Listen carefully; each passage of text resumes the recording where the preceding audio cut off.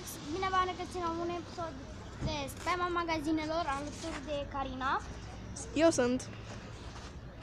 Astăzi o să enervăm pe la Mega sau Raiffeisen. Una din două. Sau chiar amândouă. frizerie.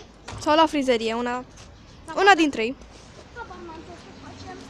M-am zis într-un vlog, în vlogul trecut. Vom lua niște zăpadă, nu știu ce vom face pentru că el are idei mai bune. Simplu. Da, stai, termină. Sper să nu ne vadă maică mea sau taică-su. Simplu. Așa. Uitați-vă la mine cum se face. Da.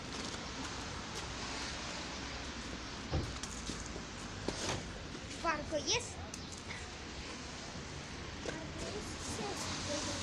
Uitați, scrie chiar Mozart. Da, vom da și pe la Raiffeisen. Mai dă o dată. Așa că mâine va fi școală, îmi pare foarte, foarte rău. Nu știu ce vom face. Mare problemă, dar o să mai minez. O să mai minăm puțin aici. Vom pune puțin pe pauză. Să-mi spui că mai filmat acum. Tu filmezi? Da, acum. A, mâna mea, Alex, ești prost. Hai, Habar n-am. acum. Să treacă lumea. Da, așteptăm puțin. Păi atunci o mai minez puțin. Alex, haide, come on. Așteptăm.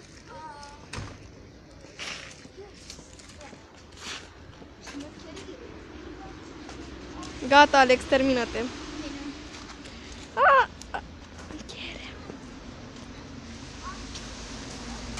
O să mai dăm cu 2-3 bulgari și o să mai facem un minigame combinat. Tot astăzi.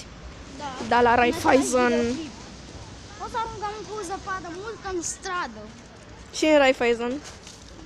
Nu cam frică la Raiffeisen. Da, mai bine Acolo nu. e mai multă bântuială, că s-au întâmplat foarte multe lucruri stranii acolo. Se mișcă scaune, Se deschide sertarul. se deschide sertarul singur. Am filmat, dar pe celălalt telefon al lui, care a fost par de taică-su. Dispare o haină. A dispărut o haină.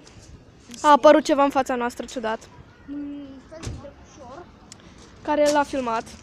Și chiar vreau să vă arăt Deci îmi pare rău. că, din păcate, Carina a dat la ceva ce nu trebuia. Da.